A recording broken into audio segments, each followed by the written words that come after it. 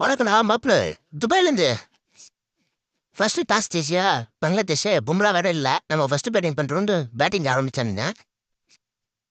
Playing லெவலில் நீங்களே பார்த்துங்க யார் யார் எத்தானுங்கன்ட்டு இதை எக்ஸ்பிளைன் பண்ண தேவையில்ல. பும்ரா தான் இல்லை ஆனால் சமீக்கை தான் மறந்துட்டானுங்க போல. சமியை ஆட்டோக்காரன்னு நினச்சிட்டானுங்க போல. வெறும் மாணிக்கம்ல பாஷான்னு இன்னைக்கு நிரூபிச்சிட்டார் சமி. ஃபர்ஸ்ட் 2 ஓவரில் 2 wicket, Asith Rana 1 wicket, Shami 1 wicket எடுத்துட்டாங்க.